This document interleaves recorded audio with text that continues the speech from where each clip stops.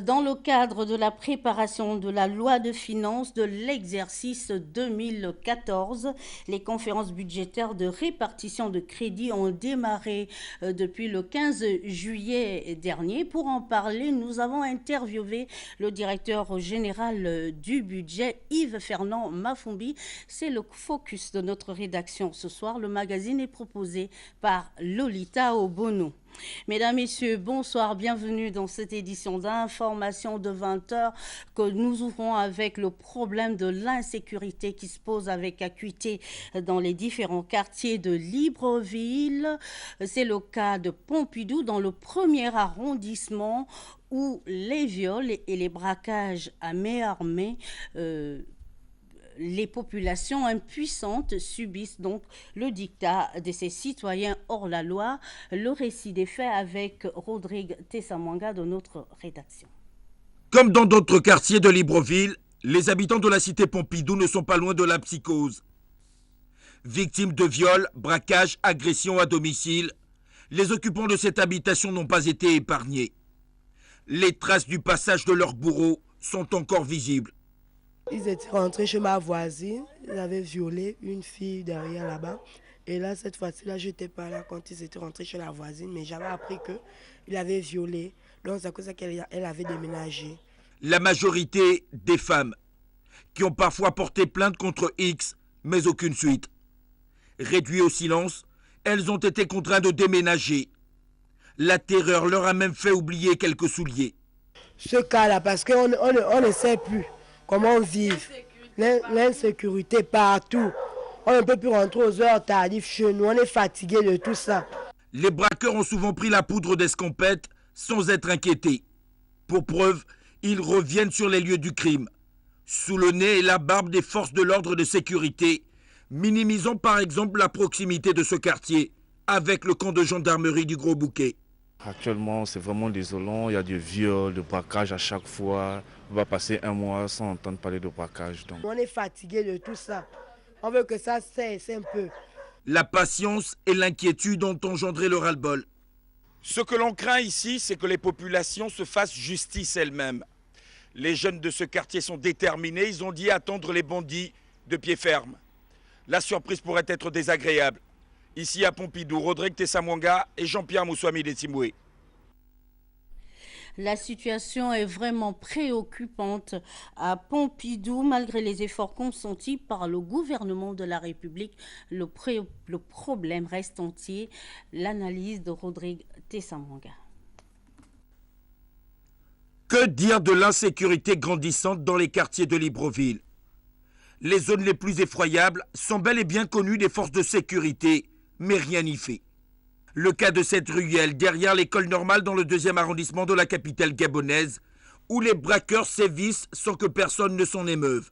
Ici, à une certaine heure, il ne faut pas s'hasarder à y passer parce que, surtout aux environs de 1h, 2h, quand, quand ces heures-là vous trouvent à l'extérieur ici, surtout quand vous êtes résident ici, ne prenez pas le risque de rentrer.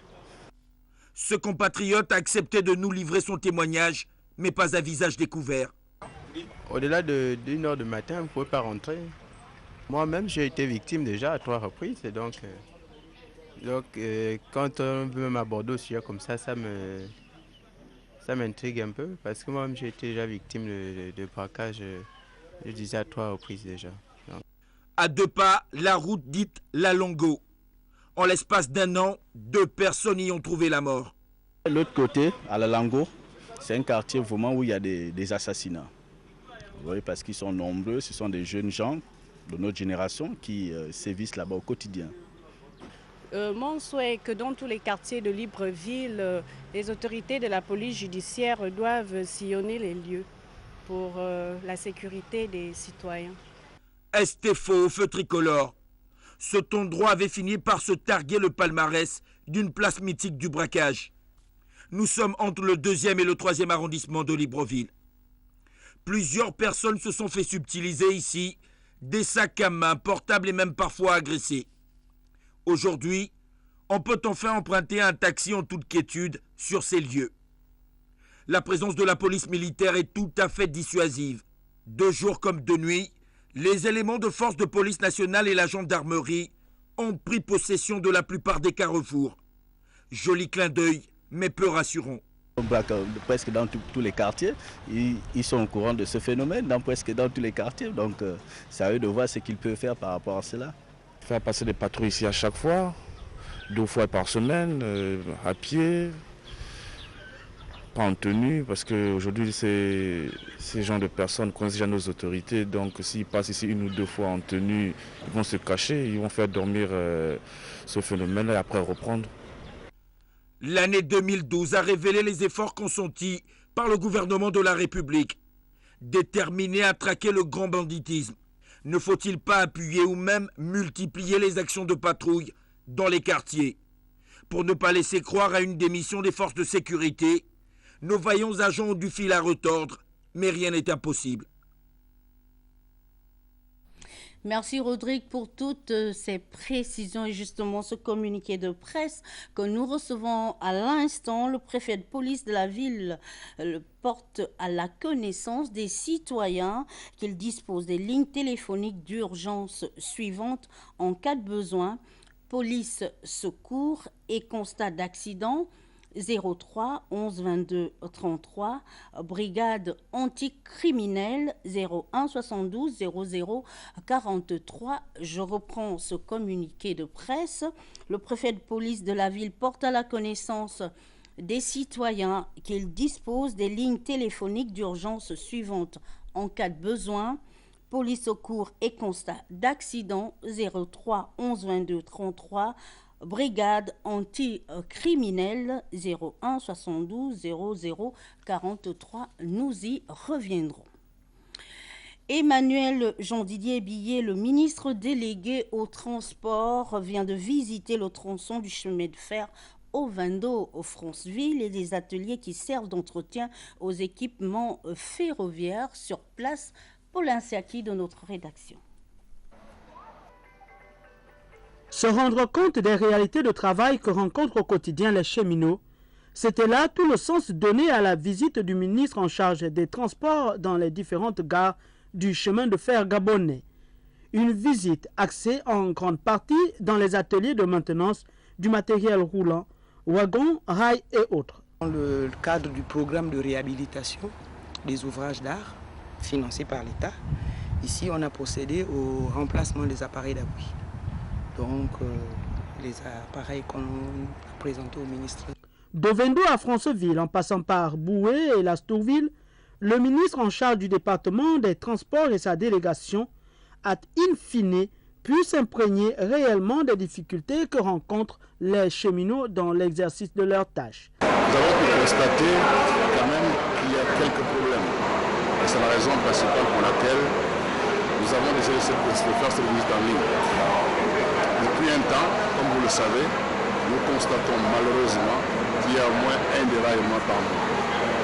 Un déraillement par mois, malgré les explications qui ont souvent été données, il fallait que le gouvernement, à travers les ministres des Transports, vienne toucher du doigt exactement qu'est-ce qui se passe. La zone d'instabilité, c'est celle qui est entre Ovendo et Njolé. Nous avons constaté qu'il y a plusieurs zones instables et c'est à ces zones instables-là qu'il y a beaucoup de déraillements. Les experts nous ont expliqué qu'il y a parfois l'eau sous terre qui fait en sorte qu'il y ait des déraillements. Ils ont aussi expliqué que lorsqu'on a posé les rails, c'était sur des zones marécageuses et ils sont en train de réfléchir, les études sont en train de se faire pour qu'on puisse engager les entreprises pour trouver des solutions durables face à ces problèmes. Des mesures seront ainsi prises pour résoudre autant que faire se peut les dites difficultés pour que le transport ferroviaire gabonais offre toujours de meilleurs services aux usagers. Le train était autrefois le moyen le plus fiable pour se rendre dans le sud-est du Gabon. Ce n'est plus le cas aujourd'hui. Pourquoi? Les éléments de réponse dans cette analyse de Yves Oyono. Le gouvernement se penche sur la question des conditions de transport à Sétrague. Il n'en fallait pas plus pour ramener de l'espoir dans nos cœurs. Chemin de fer ou chemin d'enfer, La question reste posée depuis plusieurs lunes, sans que les usagers de l'ex-Trans-Gabonais n'obtiennent une réponse rassurante. Sur les sentiers ferroviaires de l'actuel CETRAG, le ministre Bié est venu toucher du doigt les réalités auxquelles font généralement face tous ceux qui optent souvent pour le voyage en train. Dur. Le voyage en train serait-il devenu une solution par défaut, à défaut de mieux?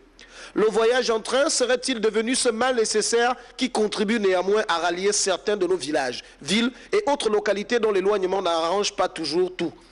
Ajouté à la mauvaise qualité de certains de nos tronçons, jusque-là encore des pistes d'éléphants et autres voies impraticables. La route est longue.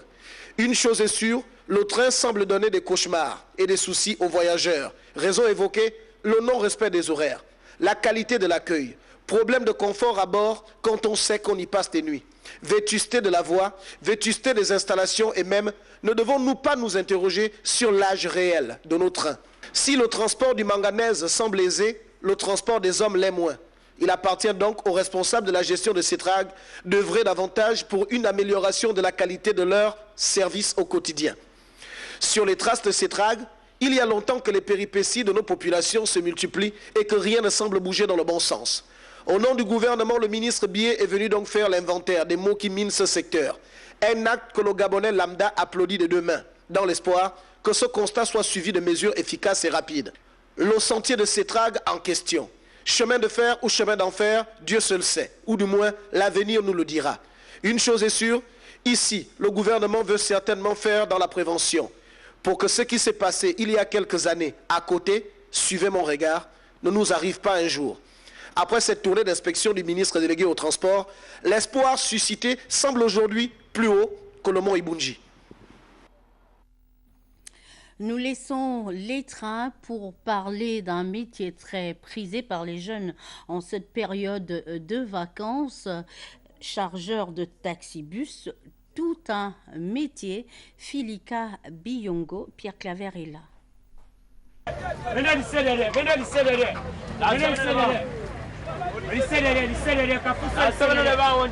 Ils sont incontournables et indispensables dans les lieux de transport public. Ce sont les chargeurs, des personnes dont le métier est de faciliter aux passagers l'accès à bord des taxibus. Je suis chargeur à la gare routière, c'est pour nourrir ma famille. Parce que je commence le matin, je termine à 18h. Ça va aller. Chaque jour, je peux gagner même au maximum même avec 25 000 francs, bien 30 000 francs chaque soir à la maison. On essaie de se débrouiller pour ne pas rester sans rien faire. Donc, en tout cas, pour le moment, puisque ça m'aide à subvenir à mes besoins, donc tous les matins, je me réveille à 5 h, je viens ici, j'attends le bus et puis si je trouve un bus, je travaille. En cette période de vacances, une autre catégorie de chargeurs a fait irruption dans le métier. Des jeunes scolarisés en quête de finances en vue d'apprêter la prochaine rentrée scolaire. C'est un bon petit métier, c'est un bricole. En fait, ça nous aide. Et en fonction de ça, on essaie de payer nos petites chambres, on n'embête pas les parents. Et ça nous permet de payer les fournitures pour la rentrée. Et c'est bien, ça ne nous encourage pas de voler. C'est un bon petit travail. Ces jeunes, dont le poids de la responsabilité pèse sur les épaules, sont de ceux qui pensent qu'il n'y a pas de sot métier, il n'y a que de sottes gens. Et sur ce plateau, nous recevons M. Kouma Syriac Didier, chef de projet domaine Internet gabonais à l'Agence nationale des infrastructures numériques et des fréquences. Bonsoir monsieur. Bonsoir madame. Alors vous venez communiquer sur l'atelier de formation IPv6. De quoi s'agit-il et quels sont les objectifs visés par cette formation? Alors d'abord, IPv6, c'est un système de numérotation qui permet donc à l'ensemble des équipements sur Internet de communiquer. Alors le principe est simple, c'est qu'on ne peut pas avoir dans le monde entier une machine qui a le même numéro. Si on a attribué le numéro 3 à une machine aux États-Unis, on ne peut pas attribuer le même numéro au niveau du Gabon. Et donc c'est ce système de numérotation et vous comprenez que ça devient complexe à gérer pour le monde entier. Et donc il y a eu des organismes qui sont mis en place pour s'occuper de ce système-là. Et en ce qui concerne l'Afrique, c'est Afrinic qui est basé à Maurice. pour couvrir la zone d'Afrique, et l'Agence nationale des infrastructures numériques a cette ambition également de participer à cette meilleure gestion au niveau du Gabon, donc de ces ressources critiques. Et il faut dire que ce premier système est dépassé aujourd'hui parce qu'on commence à connaître une pénurie. Parce qu'à l'époque, c'était des ordinateurs. Aujourd'hui, les ordinateurs, c'est nos portables, nos smartphones. Et donc, ça a nécessité qu'on imagine un nouveau système. Donc, aujourd'hui, on a des milliards d'adresses et c'est pourquoi on passe donc de la version 4 à la version 6. Et qui est en vigueur aujourd'hui. On connaît donc une pénurie avec la version 4 pour la version, et donc il faut passer tous à la version 6. Actuellement, nous travaillons donc pour que tout le monde passe à la version 6. Alors, l'objectif de cette formation, c'est donc renforcer les capacités des techniciens gabonais pour avoir une meilleure maîtrise de ce système pour tenir, et je veux dire mieux, de gérer notre partie du réseau, le réseau Internet gabonais, pour améliorer la qualité de service. Et l'autre objectif également, c'est de préparer la prise de décision dans le cadre de cette migration. Il faut renuméroter l'ensemble de nos machines qui existent déjà, et donc il faut vraiment former les gens là-dessus. Et donc cette première formation s'adresse aux techniciens, aux ingénieurs de nos différents systèmes réseau. Donc là, nous avons recensé plus de 35 personnes inscrites et voilà. Voilà, merci Monsieur Kouma pour toutes ces précisions. Nous rappelons tout simplement que cet atelier démarre ses assises demain matin à 9h à l'hôtel Elikonia d'Angonje. Sur un tout autre plan, la mise en œuvre de la politique du chef de l'État, les travaux de réaménagement de la route de glace se poursuivent. Le projet intègre la stratégie de management urbain impulsée par le numéro 1 gabonais. L'Agence nationale des grands travaux veille à l'exécution du chantier dans les normes. Bienvenue Miko, Cédric Aleka, Armand Moupende de la presse présidentielle. Septembre 2012. Le chef de l'État endosse sa tunique de chef de chantier. Son objectif, se rendre compte de la faisabilité du projet de modernisation du quartier Glace. Sur le site des opérations, aucun détail n'échappe au président de la République. L'importance du projet, la durée, son impact sur les usagers, mais aussi l'architecture de la cité. Après l'opération Libérer les trottoirs, le projet de Glace, sous son aspect futuriste, se dévoile déjà plein d'espoir pour les populations. Juillet 2013, quartier Glace, Libreville, nous y sommes. La capitale gabonaise, dans cette partie du littoral, subit de profondes mutations.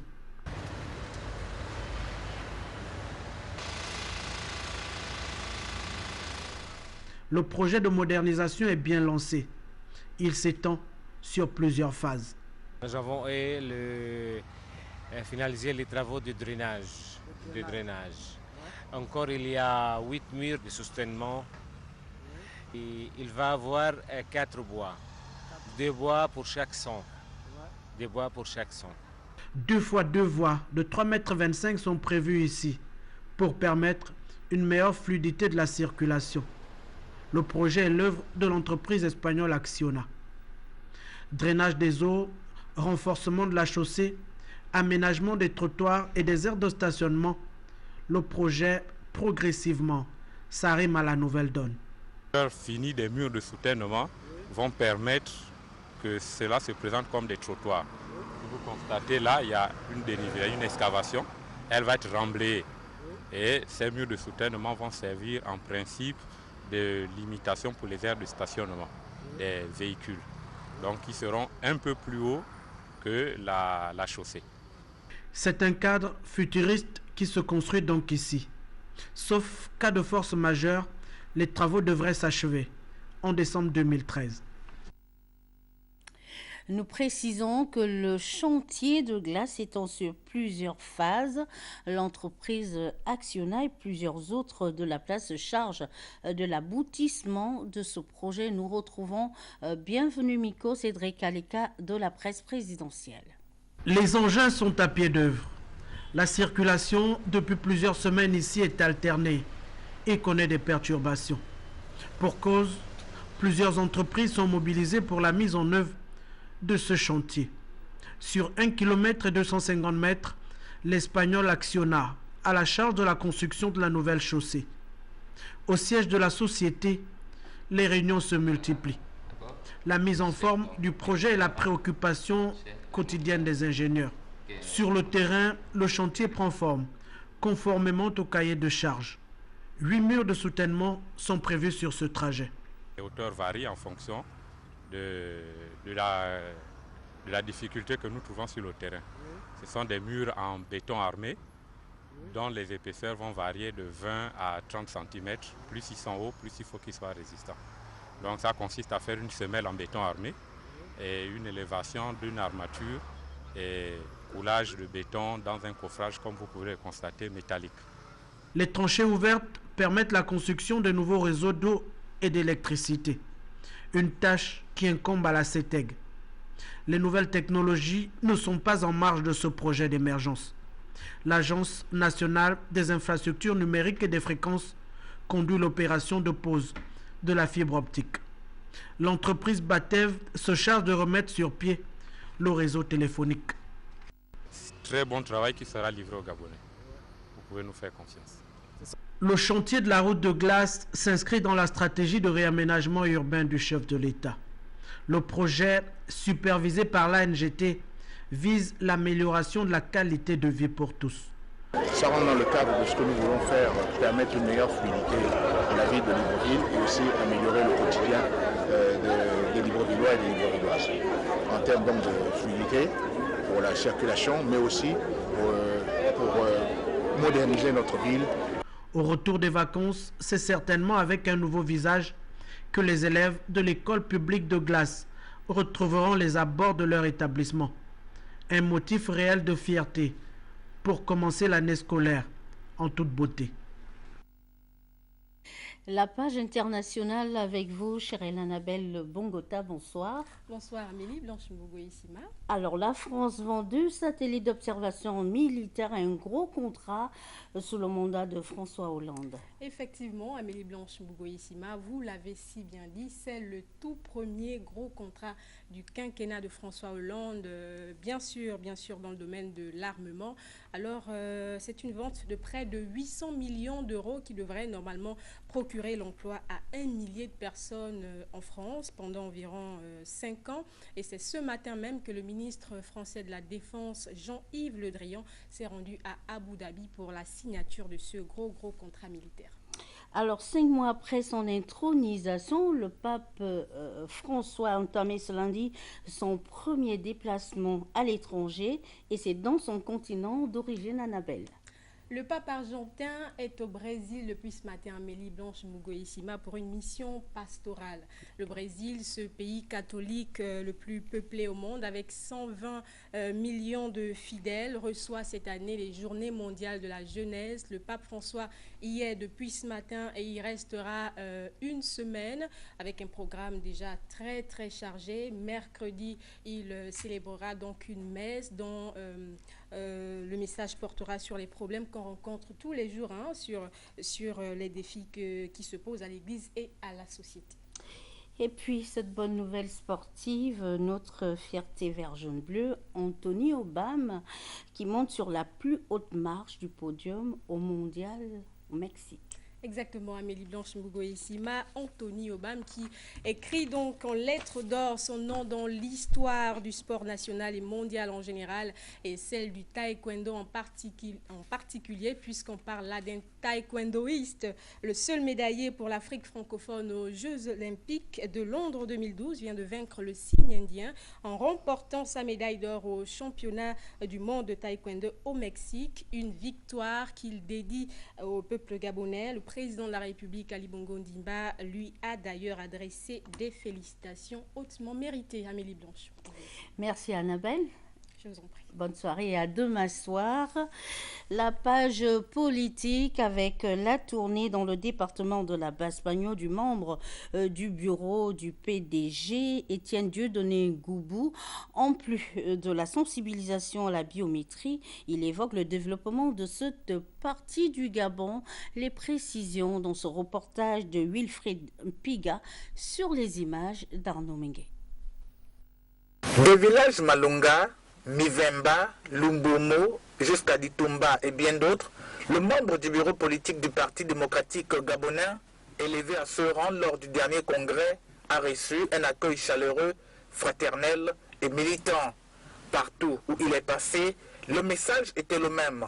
Celui-ci tourne autour du développement du département de la Basse-Banio à travers l'implication de tous pour la matérialisation de projets définis par le plan stratégique Gabon émergent.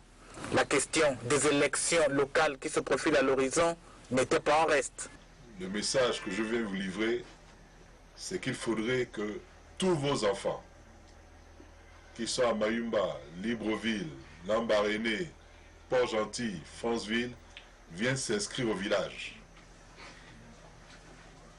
L'inscription va commencer dans une semaine. Tout le monde doit revenir s'inscrire au village. Pour que lorsqu'on dise qu'il faut construire un dispensaire Mivemba, on voit qu'il y a beaucoup de gens à Mivemba. Vous avez vu, la route est bientôt à Malunga. D'ici le mois de mars, elle sera chez vous à Mivemba. Mais quand la route là va être finie, quand le pont va être fini, il y a le port qui va commencer également. Et quand le port va commencer, il va y avoir beaucoup des industries, beaucoup de travail.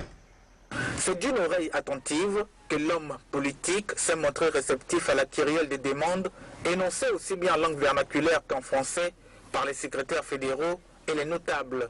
Dans cette optique, pointant du doigt les projets communautaires de l'émergence, le membre du bureau politique a redéfini les obligations des uns et des autres. Tous ces projets que nous faisons vont complètement changer Mayumba. Tout ça là, ce sont les résultats du travail du distingué camarade président. N'est-ce pas?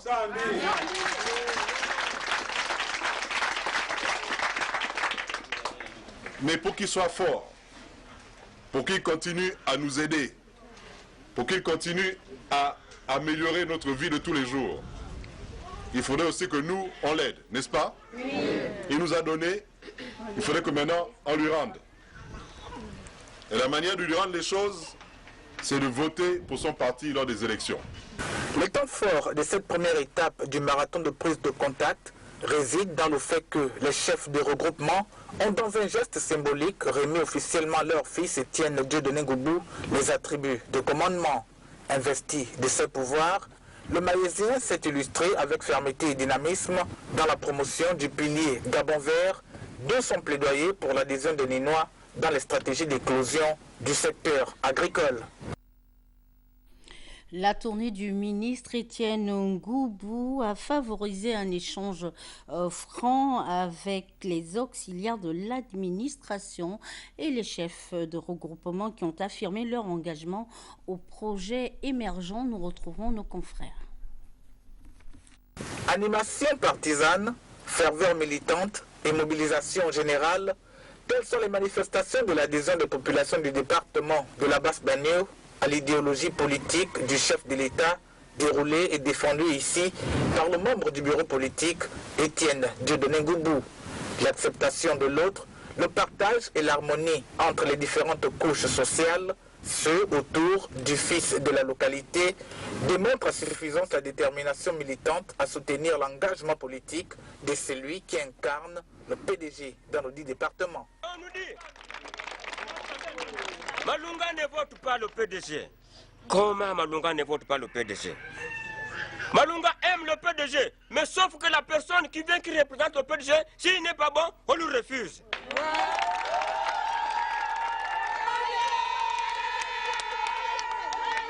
On doit toujours dire à Yangoubou que quand vous arrivez ici dans Luando, quelque part quand vous comptez, il y a peut-être 10 personnes. Mais le jour de vote, même nos fantômes votent, le PDG gagne. Pour une première de fois, nous n'avons pas beaucoup de questions à dire à M. Ngoubou. Mais prochain voyage, peut-être c'est là où on va remplir le panier. Quand l'homme arrive pour une première de fois chez vous, on ne vient pas lui accueillir avec un bâton. Comme réaction à ces propos, le politicien, soucieux de l'état de santé de ses semblables, a annoncé l'arrivée de la caravane médicale. Depuis 2012, j'ai eu très peu de disponibilité pour venir vous voir. J'ai reçu vos appels. Chef, j'ai reçu vos appels. Mais j'avais dit d'attendre que moi-même j'allais venir, parce que je suis votre fils. C'est le fils qui vient, ce n'est pas le père qui vient au fils. Donc, j'ai demandé la permission de venir rester avec vous un peu aujourd'hui pour vous écouter. J'ai écouté ce que le chef a dit. Je voudrais vous dire, même si c'est ponctuel, demain la caravane médicale sera à Malunga. Donc, la même caravane médicale qu'on a eue en 2009 revient à Malunga demain. Elle sera à Lumobo, Bilanga, Mangali, Mambi et Bana Centre. Ce premier contact avec les populations du département de la Basse-Banio, en sa qualité de membre du bureau politique, permet à Étienne Dieudonné Goubou de mesurer l'étendue du travail accompli, mais aussi celle des actions constructives qui restent à réaliser. L'UJPDG de Langounier communique les camarades Lélé Bongo et Kimon Bombé Fabrice, membres du bureau national de Langounier, invitent les jeunes ressortissants de Langounier résidents ou de passage à Libreville à une importante réunion ce mardi 23 juillet 2013 à 13h à la maison du parti, 6 au quartier Lui. Vu l'importance de l'ordre du jour, la présence de tous est vivement souhaitée. Et puis, Solange Mbondi Mafumbi, député de la Dola, et Yves-Fernand Mafumbi, membre du bureau politique, convient les membres du Conseil national, les membres du comité central, militants et sympathisants à une importante réunion le mardi 23 juillet 2013 à 17h à l'immeuble Arambo. Ordre du jour, Forum Gounier délocalisé prend du développement du département de la Dola. Et puis les camarades membres du comité permanent du bureau politique du PDG pour la province du Haut-Ogooué invitent les camarades membres du bureau politique, les élus nationaux du parti et les membres du Conseil national à une réunion qui se tiendra au siège du parti le mardi 23 juillet 2013 à partir de 17h précise. L'ordre du jour sera communiqué, séance tenante, la présence de tous est vivement souhaitée. Dans le reste de l'actualité, les responsables du ministère de l'Industrie et des Mines étaient récemment à Eteke et Ikobe dans la province de Langounier. Là-bas, on pratique l'exploitation illégale de l'or. C'est un reportage de Cyril Bertrand Galiko et Médard Enga.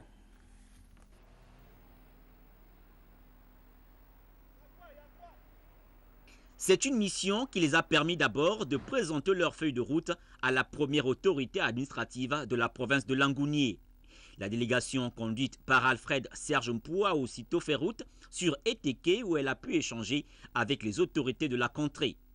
La descente sur la mine d'or du village Moubiou a surpris plus d'un entre exploitation artisanale faite par les populations des villages environnants et l'installation du matériel industriel qui serait faite par les Chinois et l'exploitation de la mine sur les conseils d'un jeune Gabonais dénommé Miyindou a fait l'objet d'une plainte au palais de justice de Langounier. À quelques kilomètres du village Moubiou et celui de Massima se trouvent les installations du groupe Managem, groupe marocain, dont le permis de recherche et d'exploitation aurifère couvre 1048 km. Ces derniers ont plutôt promis à Alfred Serge Mpoua et son équipe de faire une large communication auprès des populations quant à leur présence dans cette localité. La descente du fleuve Ngounier et de ses affluents a amené cette délégation au village Ikoy, Kansima. Ici, près de 40 orpailleurs exercent leur métier. L'activité pratiquée de façon illégale et ne participant pas à la richesse du pays, pour le directeur général adjoint des mines et des carrières, elle doit être déclarée et encadrée. Mais pour faire cela, il faut qu'on sache combien de Gabonais vivent dans ce coin reculé. C'est tout. Mais si vous vous cachez, justement pour nous aider, ce qu'on appelle enrôlement, là, quand ils vont venir, ne fuyez pas. Au contraire, c'est le moment pour vous de venir dire, nous aussi nous sommes des Gabonais, on est là, prenez-nous en compte. Des échanges jugés intéressants par les orpailleurs, dont le seul besoin reste le soutien des autorités. On peut demander à l'État s'ils peuvent essayer de faire quelque chose pour nous. Parce que en tout cas, c'est avec ça on vit. Voilà, on ne vit que de ça. Donc, problème de motopompe, si vous arrivez tout à l'heure dans les tâches, vous verrez qu'on travaille artisanalement, toujours dit que, mais ce n'est pas vraiment ça. Dans une équipe, nous sommes peut-être 7 personnes, nous n'avons qu'une seule motopompe. Vous voyez que c'est vraiment dur. Les orpailleurs sont des petits entrepreneurs prospères. Ils méritent d'être soutenus et encouragés. Et cela, le ministère des Mines l'a bien compris. Maintenant, il y a une reprise en main et le ministre tient à ce que ça soit une activité qui puisse apporter aux Gabonais. D'ailleurs, c'est un vœu du chef de l'État que ce genre de petits métiers puisse réellement apporter aux Gabonais. Donc nous allons nous atteler à faire en sorte que cette activité d'orpaillage soit réellement une activité porteuse pour le développement du Gabon. L'exercice de l'activité d'orpaillage serait désormais conditionné par la délivrance d'une carte Expar délivrée par le ministère des Mines et n'est octroyée qu'aux non-fonctionnaires. Libreville, la ville et sa région 50 ans après Guy Lasserre, enjeux et perspectives d'une ville en mutation, c'est le titre de la publication présentée par le docteur Fidèle Alogo Nkogé dans le cadre du prix Sénarès CEPIG Marie-Josée Ndombi. 50 ans après la critique de Guy Lasserre sur les pratiques d'aménagement et d'urbanisme de la ville, le docteur Fidèle Alogo Nkogé revient sur cette problématique. Une ville sans plan dans laquelle on retrouve une dualité au niveau de l'occupation de l'espace. Donc il y a une ville des quartiers réguliers ou quartiers légaux et des quartiers informels ou quartiers indigènes. Alors nous sommes partis de ce constat pour dire que 50 ans après Guy Lasserre, à peu près 55 ans, l'apparition de cet ouvrage, quel constat pouvons-nous faire par rapport aux mutations de la ville de Libreville. Alors, nous avons constaté que les mêmes mots que dénonçait en 1958 Guy Lasserre sont toujours légion, à savoir occupation anarchique de l'espace, immigration, ville, quartier riche, quartier pauvre, et que cette dualité aujourd'hui, Libreville a dominé par l'informel, parce que l'occupation de l'espace se fait de manière anarchique. Dans cet ouvrage de 340 pages, paru en 2013 aux éditions Connaissance et Savoir à Paris, l'auteur propose une réflexion et des orientations à l'endroit des pouvoirs publics. Nous lançons un message solennel au gouvernement, aux collectivités locales, aux ONG et aux opérateurs économiques, je veux dire, en proposant des plans stratégiques pour une ville où il fait bon vivre, une ville aménagée, une ville où il y a la sécurisation foncière, une ville où chacun peut facilement accéder au logement, en somme, connaître le bien-être social. Les orientations, les suggestions que nous avions proposées, c'est un outil d'aide à la décision pour les pouvoirs publics. Donc, il faut que les pouvoirs publics, les citoyens lambda, les collectivités locales s'approprient ces suggestions, ces propositions aussi stratégiques et opératoires pour une ville où il fait bon vivre, une ville organisée, une ville urbanisée. Dans son ouvrage, le docteur Fidèle Alogo Nkogé revient sur la nécessité d'une adéquation entre les acteurs et les nouveaux outils d'aménagement et d'urbanisme d'une ville afin d'éviter la multiplication des quartiers informels. Monsieur Thierry Nzamba, directeur général de la culture, est notre invité. Bonsoir, monsieur le directeur général. Bonsoir. Vous venez communiquer sur la 2e édition du Symposium international de sculpture sur bois de Libreville qui démarre demain sur la plage du lycée Léon Bar. C'est bien ça, Amélie. Merci, c'est toujours un plaisir de venir sur Gabon Télévision et de parler de nos activités en matière de culture. Il s'agit bien sûr du Symposium international de sculpture sur bois de Libreville qui se tient à partir de demain, 23 juillet, donc jusqu'au 7 août à Libreville, et qui rassemble pendant environ 15 jours, qui va rassembler 12 sculpteurs 9 internationaux et 3 Gabonais. Alors, comment il va se passer concrètement l'intérêt de cette il s'agit pour cette année, depuis l'année dernière d'ailleurs, puisque nous sommes à la 2e édition, il s'agit pour nous d'avoir des sculpteurs internationaux et gabonais qui sont à Libreville et on leur donne un bio de bois. À partir de ce bio de bois, ils vont le travailler pour produire une œuvre d'art. C'est ça le principe de ce symposium. Et on invite le public à venir voir comment est-ce qu'on peut passer d'un bio de bois à une œuvre d'art. Nous allons vous accompagner dans cette activité. Peut-être une chose, l'intérêt de ce symposium. L'intérêt de ce symposium, c'est de faire de Libreville un pôle culturel majeur. À partir du bois, faire devenir une œuvre d'art. Donc de faire de Libreville un pôle culturel majeur. Merci pour toutes ces précisions. C'est moi.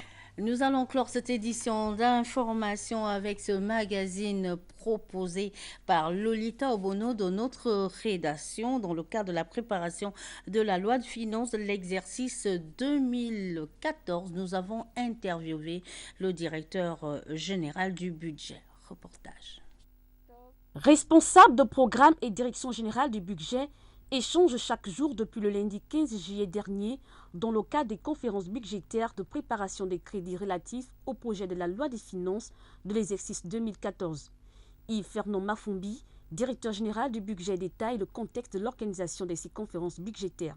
Il était question que l'atterrissage, sinon la mise en œuvre et la mise en application de la LOLFEB en République gabonaise devrait intervenir en janvier 2015. Mais janvier 2015, c'est aujourd'hui. Et si janvier 2015, c'est aujourd'hui, on a donc pensé qu'après ces exercices pilotes de projet annuel de performance, il nous fallait déjà amener l'administration à présenter un projet de budget sous la nouvelle forme BOP. C'est pour cela que nous avons changé le format des conférences budgétaires 2013. Ce format s'articule désormais sur la discussion des politiques publiques. Mais ces politiques publiques doivent être en droite ligne avec la vision du plan stratégique Gabon émergent. Pourquoi? Parce qu'aujourd'hui, c'est le document de planification et de développement économique et social de notre pays. Et donc, chaque programme qui doit s'exécuter doit être en droite ligne avec, n'est-ce pas, cet outil. Donc, qui est notre Bible aujourd'hui, ce plan stratégique Gabon émergent, donc le PGE. On a mis en place des instruments, comme le cadre des dépenses à moyen terme, qui nous permet donc d'aligner le budget en fonction des priorités du plan stratégique Gabon émergent. Le nouveau mode de gestion place la performance au cœur de l'action publique. La budgétisation par objectif de programme établit dès lors les responsabilités, d'où la création et l'organisation des fonctions de responsable de programme. La budgétisation à partir du programme consacre à changer de mode de gestion. C'est que nous voulons passer d'une logique de moyens à une logique de résultats, sinon de performance, avec derrière un souci de lisibilité de l'action publique, un souci de transparence de l'action publique, un souci de responsabilité.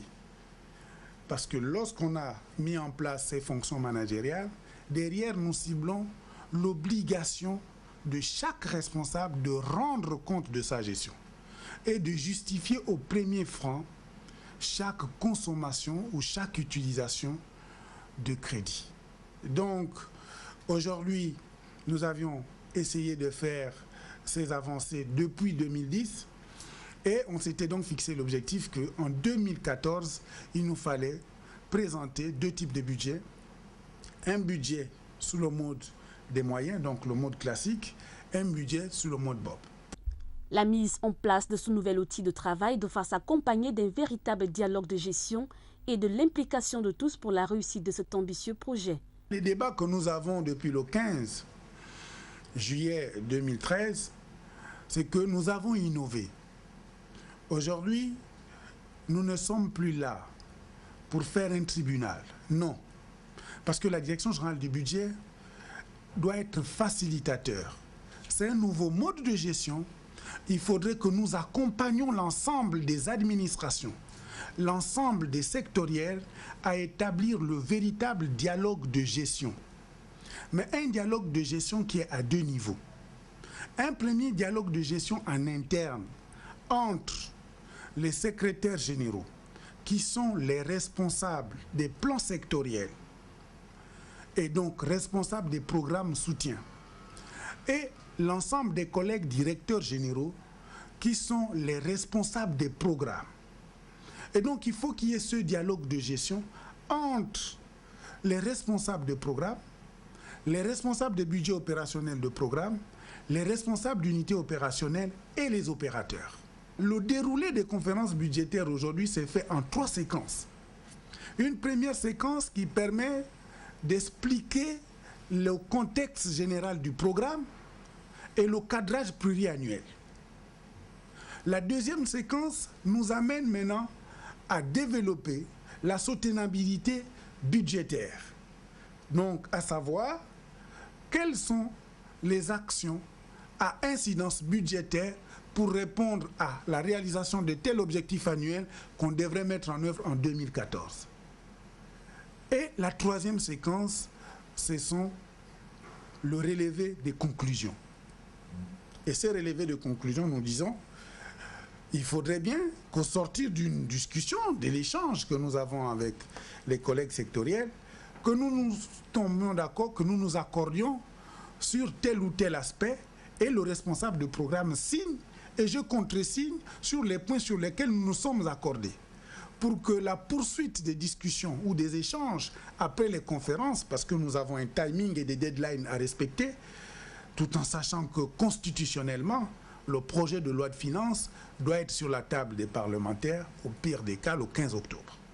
Mais du 15 juillet jusqu'au 15 octobre, il y a une série d'échanges entre la Direction générale du budget et l'ensemble des administrations pour affiner l'ensemble des documents conformément aux observations que nous avons formulées tout au long des échanges. Ce sont au total près de 25 programmes qui s'alternent dans le cadre de ces conférences budgétaires programmées jusqu'au 14 août prochain. Là, c'est sur cette note que nous nous séparons. Merci pour votre attention. Bonne soirée chez vous. À demain à 20h.